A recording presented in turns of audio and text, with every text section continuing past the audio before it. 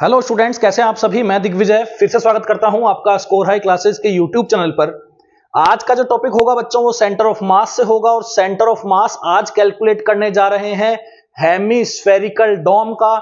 Hemispherical डोम जो है वो होलो है। अगर पूरा स्फेरिकल शेप होता है तो उसका centre of mass x axis, y axis और जेड एक्सिस के एक कॉमन पॉइंट पे पाया जाता है जिसको बोलते हैं ओरिजिन। लेकिन अगर हम इसकी सिमेट्री को यहां से खत्म कर दें और नीचे वाले अगर पोर्शन को डिलीट कर दें तो ऊपर बचता एक हेमीस्फेरिकल डोम, होलो हेमीस्फेरिकल डोम। अब इस हेमीस्फेरिकल डोम का कहां पे सेंटर ऑफ मास होगा? क्या ये वाई एक्सिस के अंदर थोड़ा शिफ्ट कर जाएगा? कितनी डिस्टेंस पे शिफ्ट करेगा? अगर हम उसकी रेडियस आर लेते हैं तो किस डिस्टेंस पे जाकर यहां से ये सेंटर ऑफ मास कैलकुलेट किया जाएगा? तो बिल्कुल भी टाइम वेस्ट नहीं करते हैं। इस वीडियो लेक्चर को देख लेने के बाद में आप लोगों को हेमीस्फेरिकल डोम का सेंटर ऑफ मास का जो डेरिवेशन है वो बहुत ही क्रिस्टल क्लियर हो जाएगा। बहुत ही इजी वे में यहां से मैं समझाने जा रहा हूं। जैसा कि डायग्राम में आप लोगों को दिख रहा है, मैं यहां से आपको डायरेक्ट इसका फॉर्मूला बता देता हूं कि सेंटर से r/2 डिस्टेंस पे इसका सेंटर ऑफ मास पाया जाता है। चलिए बात करते हैं इसके डेरिवेशन की और इसके डायग्राम को सबसे पहले समझते हैं कि इसके अंदर यहां से जो फॉर्मूला कौन सा अप्लाई होगा। पहली बात तो ये हम करते हैं बच्चों, ये तो आप लोगों को कंफर्म हो चुका है कि यहां से जो फॉर्मूला होगा वो YCOM का अप्लाई होगा 1/m इंटीग्रेशन YDM।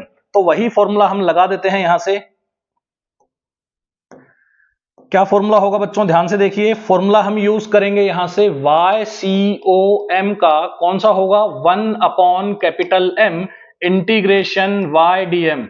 सब खेल यहां पे इस DM को कैलकुलेट करना है और इस Y को कैलकुलेट करना है। तो एक काम करते हैं बच्चों, एक काम करते हैं, यहां से थीटा एंगल पर जा करके, यहां से थीटा एंगल पर जा करके एक यहां से छोटा सा एक स्फेयर कट कर लेते हैं। एक स्फेरिकल डोम के अंदर एक हेमीस्फेरिकल शेप यहां से कट कर लेते हैं जिसको हम बोलेंगे रिंग शाइप की शेप। क्या बोलेंगे? रिंग शेप जो यहां से है हम एक कट कर लेंगे। ठीक है, तो मान लेते हैं कि जो छोटा सा एंगल है वो क्या है आपका? D theta. क्या है यहां से? छोटा सा एंगल डी थीटा।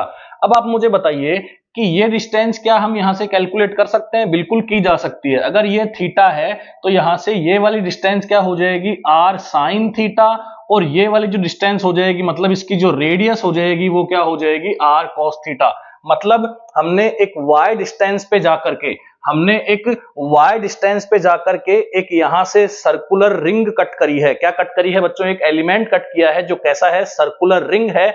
और हम लोग यहां से जानते हैं कि अगर इसकी विड्थ हमने dy ली है, तो dy को हम यहां से क्या लिख सकते हैं? r d theta.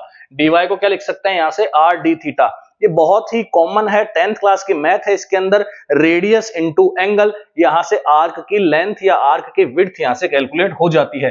ठीक है, तो यहां से कुछ देखने में आपको कुछ ये इस टाइप का लगेगा कि एक रिंग है जो कि यहां से कितनी डिस्टेंस दूर है? r sign theta. और इस रिंग की जो रेडियस है वो क्या बन चुकी है? r cos theta. यहां से जो इस रिंग की विड्थ है, वो क्या बन चुकी है? आपकी dy। और dy को क्या बोला गया है यहां से? r d theta. Hope so यहां तक आप लोगों को ये क्लियर हो गया होगा। अब तो बस फॉर्मूले के अंदर हमको वैल्यूज पुट करनी है। और आप लोग जानते हैं कि यहां से हेमीस्फेरिकल डोम है, जो पूरा का पूरा मास है उसके सरफेस पे डिस्ट्रीब्यूटेड है। तो यहां पे हम सरफेस मास डेंसिटी सिग्मा का ही यूज करेंगे। अब आप मुझे बताइए कि यहां से सिग्मा क्या होने वाला है? आप कहेंगे सिग्मा होता है मास अपॉन एरिया। क्या होता है? Mass upon area. बताइए, मास तो कैपिटल M हम हर बार लेते हैं, लेकिन एरिया इस बार इस हेमीस्फेरिकल डोम का जो सरफेस एरिया होगा वो क्या होगा? पूरा स्फेयर का सरफेस एरिया क्या होता है बच्चों? 4πr²। तो हेमीस्फेरिकल डोम का सरफेस एरिया क्या होगा? 2πr²। तो यहां से लिख देंगे 2πr²। मतलब सिग्मा भी हमको मिल चुका है। ठीक है, लेकिन हम लोग जानते हैं कि यहां से सिग्मा को हम dm/da भी तो लिख सकते हैं। तो बस यहीं से ही हम dm की वैल्यू उठाएंगे। तो dm की वैल्यू हो जाएगी आपकी सिग्मा इंटू da। और यही हमारा खेल होगा। y की वैल्यू हम लोग आप लोगों को बता देते हैं ऑलरेडी, r साइन थीटा हमने यहां से लेनी है, क्योंकि y यहां से क्या है? r sine theta. तो जो फॉर्मूला यहां से धीरे धीरे आगे बढ़ेगा तो यहां से y के प्लेस पे क्या पुट होगा? r sign theta. और यहां से dm के प्लेस पे क्या पुट करेंगे? सिग्मा इंटू डी ए। बताइए सिग्मा की वैल्यू क्या है, एम अपॉन, क्या है सिग्मा की वैल्यू, एम अपॉन 2 पाई r स्क्वायर। ठीक है, अब बात चलेगी यहां से डीए की। तो एक काम करते हैं, जो हमने रिंग ली है, इस रिंग की स्ट्रिप को कुछ इस टाइप से ले लेते हैं, जिसके अंदर हमें यह पता चल जाएगा कि यहां से जो इसकी रेडियस है, वो तो यहां से क्या है, आर कॉस थीटा। क्या है बच्चों, यहां से इसकी रेडियस क्या है, आर कॉस थीटा, और यहां से जो इसकी विड्थ है वो क्या है, आर डी थीटा। तो जो इसका एरिया आप कैलकुलेट करेंगे, वो कैसे कैलकुलेट करेंगे बताइए। जो एरिया कैलकुलेट होगा यहां से, वो होगा आपका आर कॉस थीटा, इसमें 2 पाई आर कॉस थीटा, क्या लगाएंगे, 2 पाई आर कॉस थीटा। मतलब जो सरकमफेरेंस है उसको उसकी विड्थ से इंटू करेंगे तो एरिया आएगा। तो सरकमफेरेंस क्या होगी, 2 पाई आर, लेकिन आर क्या है यहाँ पे, आर कॉस थीटा, तो 2 पाई आर कॉस थीटा। तो एरिया यहां से बनेगा 2 pi are cos theta into, ये तो क्या हो गई, इसकी सरकमफेरेंस हो गई, इंटू इसकी लेंथ, इसकी विड्थ, मतलब आर डी थीटा, यही आपका बनेगा बच्चों डी ए। और हम इस डी ए को ही यहां से क्या करेंगे बच्चों, पुट करेंगे। ये जो इसके आसपास की जो चीजें लिखी हुई है, वो हमने पहले समझनी है कि हमें क्या क्या यहां से एलिमेंट्स लेने हैं, किस एंगल पे जाके हमने कहां से एंगल लिया है। एंगल यहां से भी लिया जा सकता है, एंगल यहां से भी लिया जा सकता है, कोई फर्क नहीं पड़ता है उसके अंदर। ठीक है, तो डीए की वैल्यू क्या है, 2 pi r square cos theta d theta. क्या हो जाएगी यहां से, जो डीएम की वैल्यू होगी बच्चों, वो यहां से क्या हो जाएगी, ध्यान से देखिए, 1 अपॉन कैपिटल एम इंटीग्रेशन, क्या हो जाएगा यहां से, आर साइन थीटा। एक काम करते हैं, यहां डीए लिख देते हैं। ठीक है, तो ये हो जाएगा आपका आर साइन थीटा, इंटू में क्या है, m upon 2 pi r square, और डीए की वैल्यू क्या है यहां से, 2 pi r square cos theta d theta. Hope so यहां तक आप लोगों को समझ में आ गया होगा।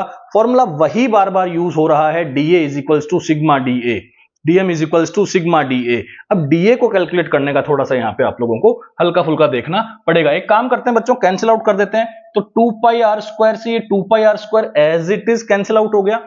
ठीक है, यहां से ये m जो बाहर आएगा उसके बाद भी कैंसिल आउट हो जाएगा, बाद में कर देना, कोई इशू नहीं है।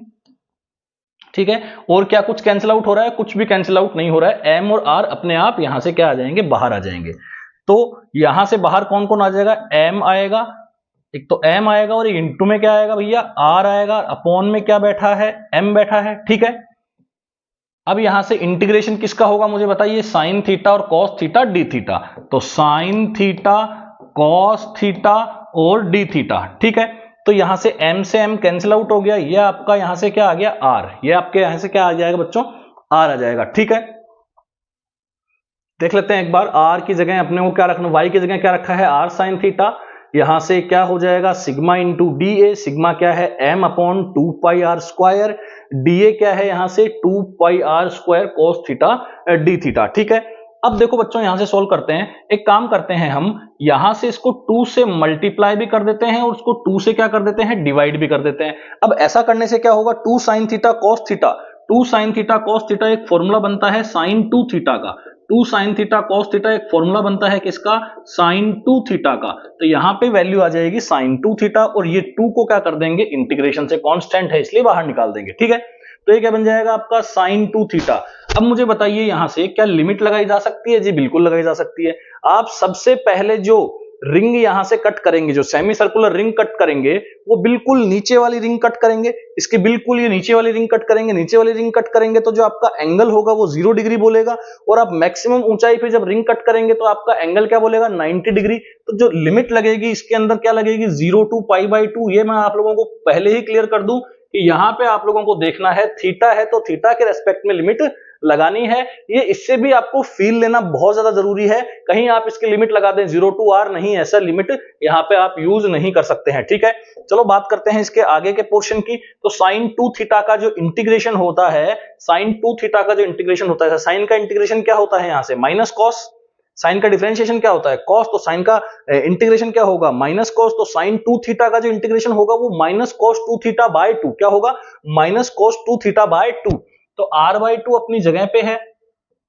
ठीक है, इसका इंटीग्रेशन कर रहे हैं, इंटीग्रेशन क्या हो जाएगा, माइनस कॉस 2 थीटा बाय 2। तो इस 2 को क्या कर सकते हैं, बाहर निकाल सकते हैं। तो यहां से क्या बन जाएगा भैया, ध्यान से देखिए, r/4 क्या बन जाएगा, r/4। और cos 2 थीटा का माइनस भी एक काम करते हैं, बाहर निकाल देते हैं, लिमिट लगा देते हैं 0 to π/2। तो यहां से क्या हो जाएगा, cos 2 थीटा की लिमिट लगा दी है, cos 2 थीटा में लिमिट लगा दी है 0 to π/2। तो -r/4, एक काम करते हैं, सबसे पहले π/2 पुट करते हैं। तो π/2 पुट करेंगे, 2 से 2 कैंसिल आउट होगा, cos π क्या होता है -1, बीच में क्या लगाते हैं -0 पुट करेंगे तो cos 0 क्या बन जाएगा 1। तो ये क्या आ जाएगा -2, मतलब माइनस माइनस क्या बन जाएगा प्लस, -r/4 इंटू माइनस का 2, ये कैंसिल आउट होके क्या बन जाएगा r/2। और यही आप लोगों को पहले ही बता दिया गया था कि यहां से जो सेंटर ऑफ मास इसका होगा, यहां से जो सेंटर ऑफ मास इसका होगा वो कितनी डिस्टेंस पे होगा, r/2 डिस्टेंस पे होगा। होप सो यहां से आप लोगों को ये डेरिवेशन बहुत ही इजी वे में समझ में आया होगा। Thank you so much, keep watching.